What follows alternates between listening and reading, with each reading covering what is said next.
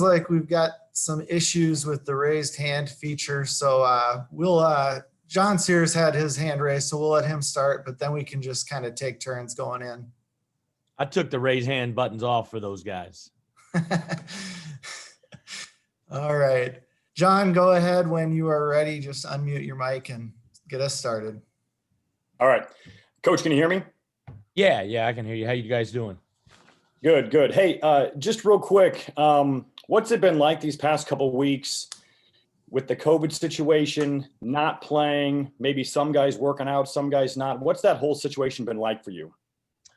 I mean, I think it's just it's the landscape we're living in right now, and we've got to be able to handle it the right way. And again, I think our staff's done a terrific job. I think our training and medical doctors staff has done a great job, and I think our guys have been resilient. We've got guys in very, very small groups of two that have been in the gym all week. The guys that are have tested negative and that are healthy, that have been on separate ends and getting some small workouts in, and to try to stay in shape and stay in tune until we can progress back together as a team. But obviously things have to change, but you got to adjust and you got to stay positive and you got to look at the bigger picture. And so I think our guys have done a really good job.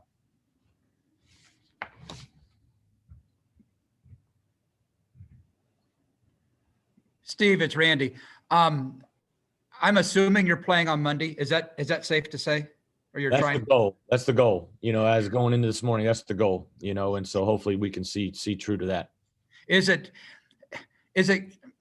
ideal to have just 3 days of preparation after you've been off 15 for that game? I think that's just what we're living in, and so you gotta live in vision, not in circumstance. And said that many times, and that's the reality. And so hopefully we can get together tomorrow and Sunday as a team and prepare. And hopefully we're fortunate to be able to play Monday night against a good Oklahoma State team that's playing really well right now.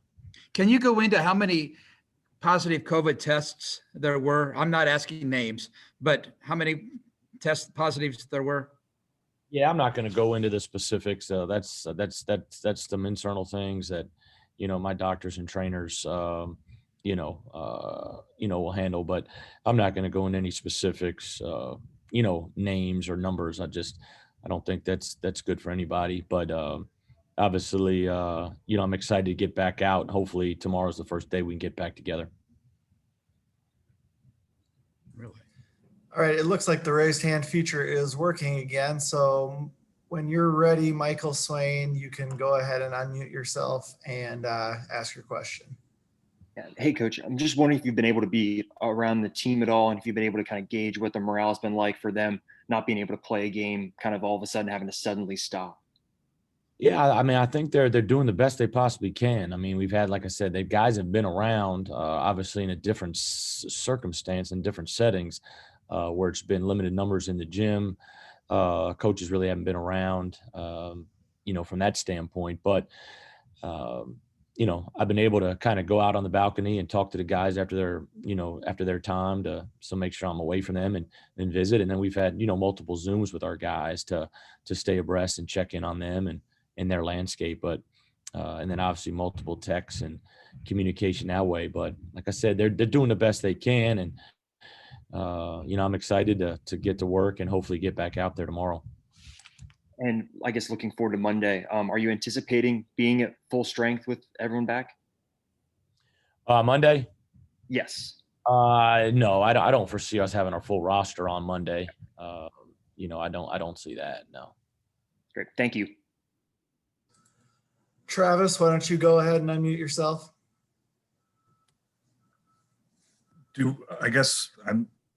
I think you probably already answered this, but you're not going to tell us who may or may not be available on Monday? Yeah, not right now. Okay. And that's just not, that's not something for me to do. I mean, we just, obviously we have issues and we're dealing and working through those. And, like I said, hopefully tomorrow we can get back out and get ready to get together as a team. I think, we've all talked about it, going back to the summer about the mental health aspect of this for players.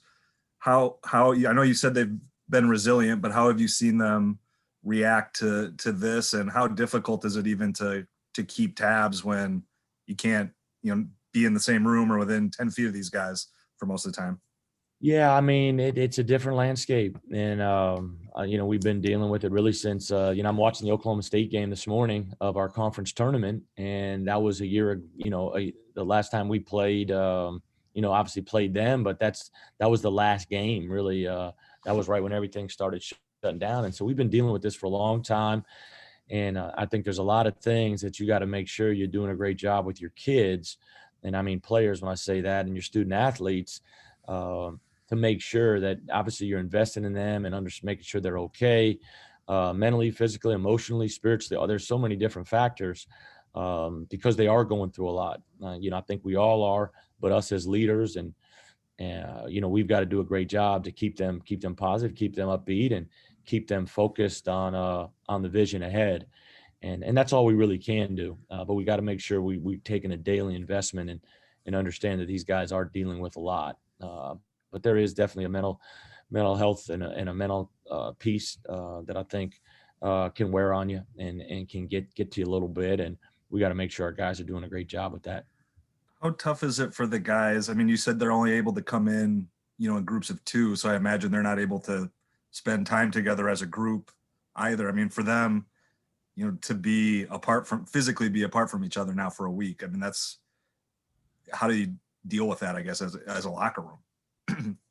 Yeah, we've done a couple Zooms, and you do some mass texts, and I'm sure those guys are talking and communicating as well, collectively. And like I said, you check on the guys when they get over here, and then you check on them during the day.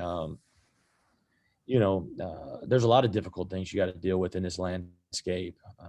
But we've done a terrific job. It kind of got us right now, and we've been phenomenal, throughout this whole thing. And hopefully we can get this out this week, and we're able to move forward and get back together and appreciate what we do even more. There's probably no avoiding it when you look across the country, and it being the virus. But have you guys pinpointed what happened or where it might have gotten in, or if there was an issue, or if it's just one of those things that happens when you're in a pandemic? Yeah, I think it's just, to be honest, I don't have a perfect answer for you on that outside of, it just got us, and now you got to, it's not about how it got in terms of it's how do you get it out and how do you, try to prevent it going forward. But there's no perfect answer for how it got in, or, how it was, somebody got infected. I mean, there's just, you could have a million theories. And so the biggest thing is how do you do better going forward, to get it out, and then and continue to try to do your best to not let it get back in. But like I said, our guys have been great. Our trainers and doctors have been unbelievable.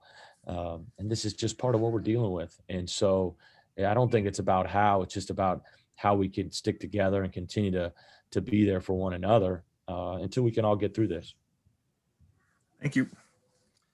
All right, we will go to Matt Bellinson. Matt, go ahead and unmute yourself and ask your question. Hey, Steve. I know throughout this season, whenever we talked to you about just the challenges that this year has faced, you and the guys have made a point, and it's pretty obvious that obviously everyone knew coming into this year that you were going to have to deal with possible circumstances like this.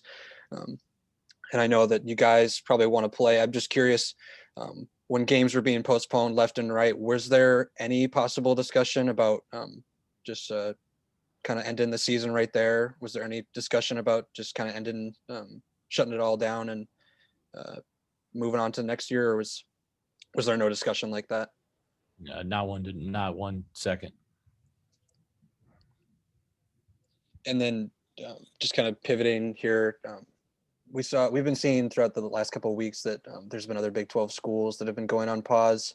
I'm just curious. I know, it's not just your decision, but obviously the conferences. Has this pause led you to new opinions on whether conference tournaments should be taking place? I know obviously that's way in the future, but I don't know if this pause or the Big 12's issues over the last couple of weeks has changed that for you at all.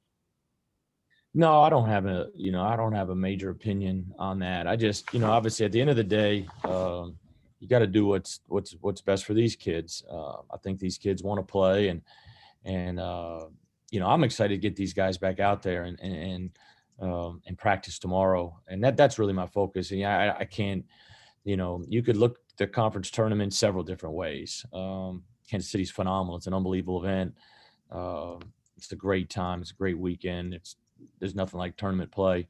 But that's for what people higher up than me to decide on that. And that's not, so my opinion really doesn't, factor in on that. But, we just got to go a day at a time, a week at a time in this landscape. And, our league has been hit, of recent date, and we got to get it back together. And then we got to finish January and February strong and see what March holds. All right, we will move to John Sears. Yeah, Coach, when you look ahead to Monday, winning and losing aside, what are you hoping to see out of your guys on the court? Great resolve, competitive spirit, a great togetherness, and just a great, competitiveness, but just great resolve. That's what I'm excited to get back out and just be together and be united and play the right way. Win, lose, draw. I don't know what that Monday night holds, but just to get back and huddled up and be one, and that's what I hope to get out of that Monday night. Randy, go ahead. Steve, you've got 10 scholarship players healthy and available right now. Is that right? Well, yeah, not counting whoever might be missing on Monday. Is that right? Yeah, we got 10, and then we got the 4 horsemen. So we got 14 altogether. Yeah. Do you have input on the rescheduling, or is that totally Big 12? Yeah, that stuff's all, like conference tournaments. And I mean, they're good questions, but those things are all above. That's administrative, that's conference level stuff. And like what you're asking, right? Same thing. That's conference level. Okay. Thank you. See you Monday, I hope. Yep. Hope so.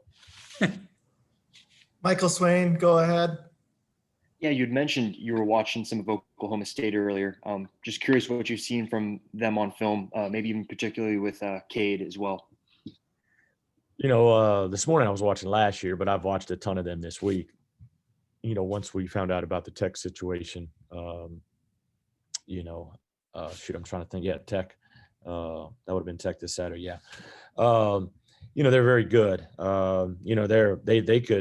They've lost 2 games, TCU and West Virginia at home, where they could easily won those games. Cade's terrific. Super skill, got great size, terrific basketball IQ, great vision.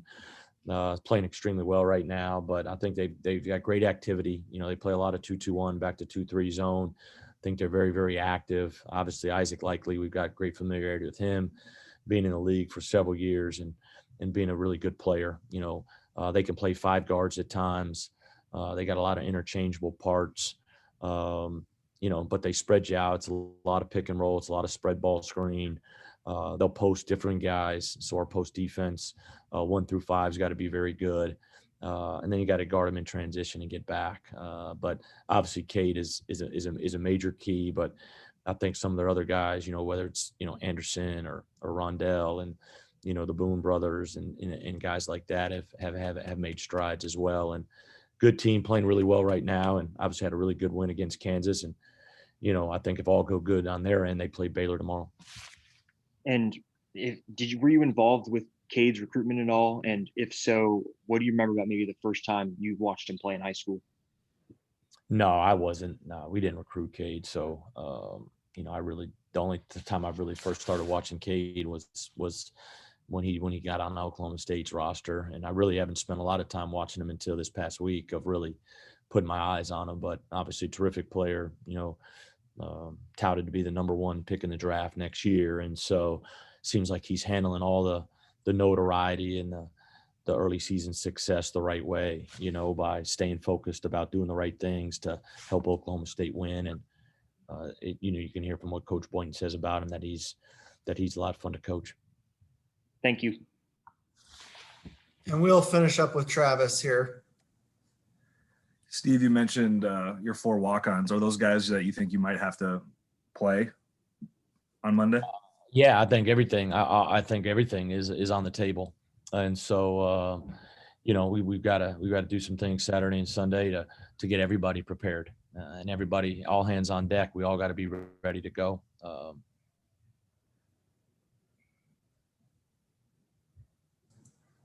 All right. Thank you very much, Coach. Appreciate it. Thanks, Steve. All right, thanks, guys. Thanks. Thanks, guys.